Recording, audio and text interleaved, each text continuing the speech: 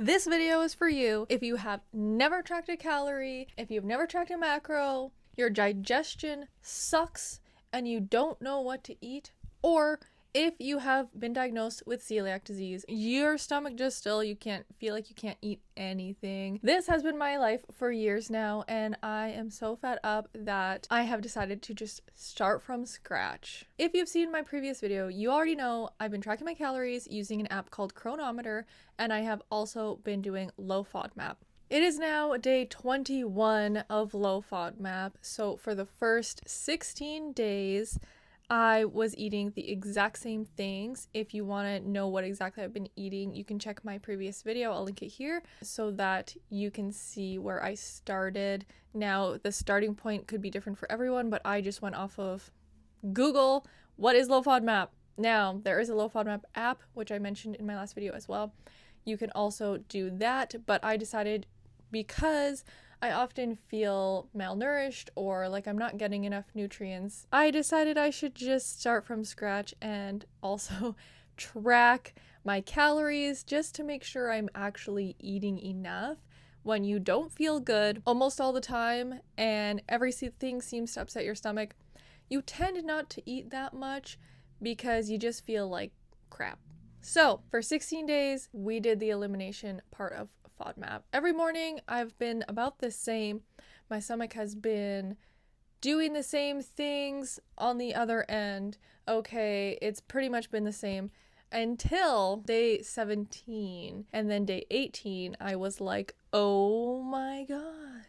I have a theory that perhaps my gut actually took those 17 days to actually normalize itself, because the only things that I changed was I started taking the blood builder vitamin and I introduced my blackberries, as you will see in the video. Those things don't seem like that would be a very big thing that would change things so much. That's why that's my theory. Now, previously, I haven't really delved deeply into FODMAP. I told you what it is in my last video, but there is a layer deeper that you can go, and I'm just going fully as far as I can go. I feel like I'm going to be a freaking registered dietitian after this because I am just going so deeply into this. I'm going to make an entire chart of everything, okay? Because I'm being serious. I want to know what the heck is wrong with my stomach. What can I actually eat? Because I've been through this so many times where it's like I got 2 good weeks and I got 3 bad. I have 5 good days, I have 2 bad days. Like, just, it's always back and forth, and it's just so annoying. So now that we're really good, we're doing the best ever, I have energy, my calories are getting up, we're doing it, okay? Now that it's been 21 days, well, it is day 21, I've learned so much I want to share with you. Stay tuned to see how my introduction went and what I introduced later in the video, but for now I'm going to go over the more in-depth what I have learned from FODMAP. If you don't know, low FODMAP is fermentable oligosaccharides, monosaccharides, and polyols. Okay, so these are all highly fermentable sugars from foods, so in your digestive tract, they can just cause havoc. I decided to start by tracking my calories and making sure I'm eating enough, number one, using the app, the Chronometer app, so then I can actually see how much protein, how much fats, how much carbs, yada yada, that I'm having as well, because obviously we don't want to make sure we're having too much of one thing, like fats, for example, or just like a ton of carbs and no protein. Now let's go a level deeper into the FODMAPs, what they are. First off, we have oligosaccharides, fructans, or fructo-oligosaccharides. Okay, number 2, another oligosaccharide, but galactans, or GOS, so galacto-oligosaccharides. Third, disaccharides, lactose, so anything involving dairy. 4 is monosaccharides, so anything with excess fructose in it. And then polyols, which are sugar alcohols like sorbitol and mannitol. So when I make my Excel sheet, which I'm going to do, because I've already written out everything that I've been eating and written out what categories these all fall under, so then I can find out and pinpoint which category is bothering me. I could be more than one. I have my theories already, even though I've literally introduced one thing. Number 1 category with fructans. So wheat, garlic, rye, onion, inulin. That is just a few things that is in that category. That is going to be my very last thing I'm going to try. I am now deathly scared to try anything with garlic in it because garlic smells very pungent and very putrid to me after cutting it out after 2 days. So that is a sign, in my opinion, to my body is trying to tell me, don't eat garlic. Okay, the next one, galactans, so things like beans, lentils, chickpeas, nuts like cashews and pistachios. That one I'm really not sure. It's my other one that I'm kind of like, I'm not sure because beans never seem to be a problem, but you really never know. Also, my gluten-free bread that I eat does have ground lentil in it. So either it's not too much lentils for my system or lentils are completely fine. Obviously, I mean, for me, obviously, I already know if you've seen my videos before. For the disaccharides, lactose, I'm already lactose intolerant. I have been since I turned 18. So that is obviously not even something I would try.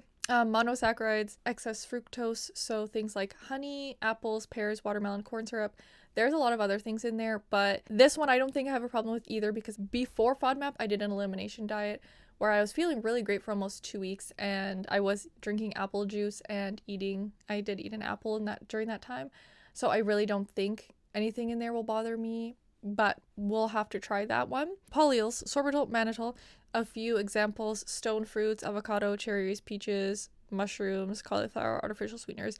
I also don't think any of these things in this category bother me. In my elimination diet before, I did try and include avocados and I was fine. And I also have removed mushrooms from my diet previously and brought them back in with no repercussions. So I don't think those two categories are a thing. I could be the number 1 or 2. However, I was just looking at my list. This is what I've been doing with everything that I eat. I might have not included something like rice, for example, on here, but basically this is my little cheat sheet, which I will then make an Excel sheet for, where I have written down every single thing that I'm eating, what FODMAP is in it, if it's high or low, which everything on here is pretty much low, except for like bananas. Bananas seem to be my go-to, and they're totally fine.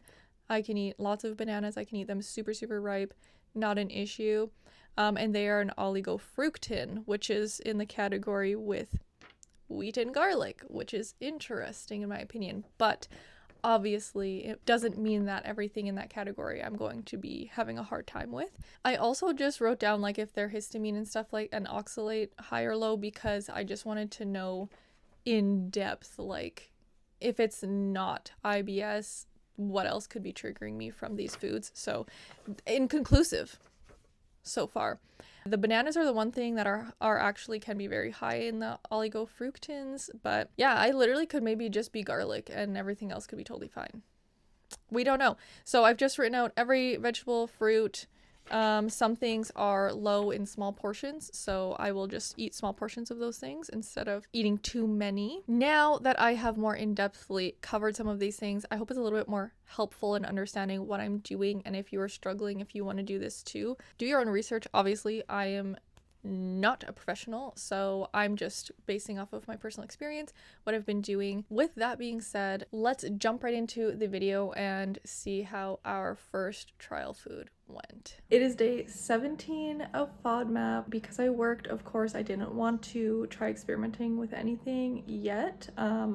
Obviously, I don't want to get sick of work. However, I think I'm realizing that working stresses me out because I'm up way earlier than usual, I'm eating way earlier than usual, I'm exhausted because I'm on my feet like 8 hours.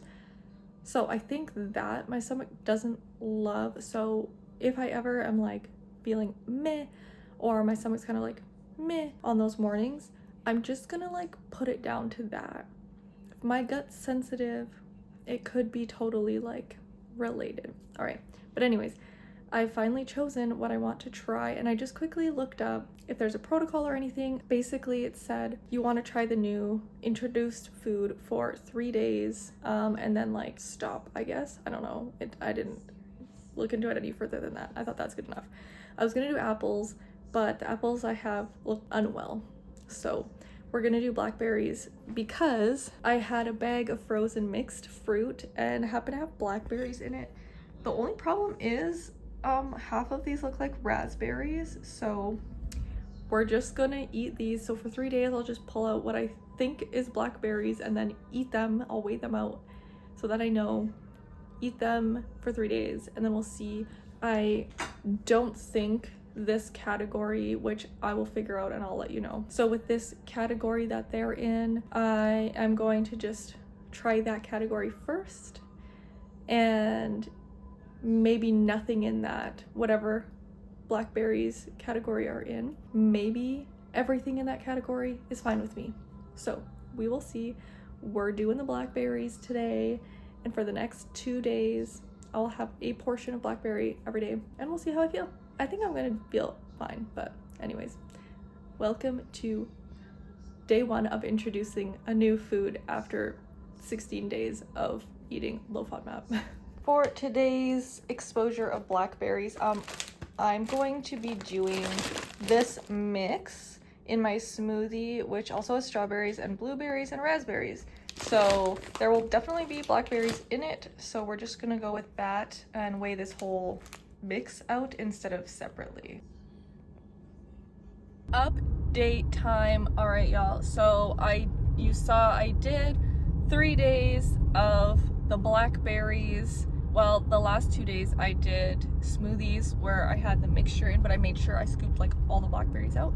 I didn't have any yesterday, probably not gonna have any today, unless I have a smoothie maybe. So the reasoning is just because I don't need, like, I know the answer already. So I've got to think and decide what I want to try next weekend. I'm thinking, or this coming weekend, I'm thinking I wanted to try apples as I was going to in the first place, so then I can have my favorite apple juice again. However, it would be nice to be able to have like butter, like vegan butter, which apparently is low FODMAP anyway, so like maybe I should try it in anyways. So we're thinking on it, you know, I'll let you know when the weekend comes, but I just wanted to update you that I'm feeling so good. My stomach has been so good, the digestion and everything. I'm super happy. I don't know if it was the vitamins that I've been taking or the introduction of blackberries. I honestly don't know, but I'm so happy. I have decided that this will be the end of the video. I'll continue on and make a video of like each time I try something new, and you'll see that like weeks from now, months from now probably. Comment down below if you want like a specific number of items, like I could do like 4 new items or whatever, if you have any suggestions for me in that case. But with that being said, that will be it for this video. I hope that I was clear and concise, and that you learned something maybe on this journey with me, and I will see you in the next video. Bye!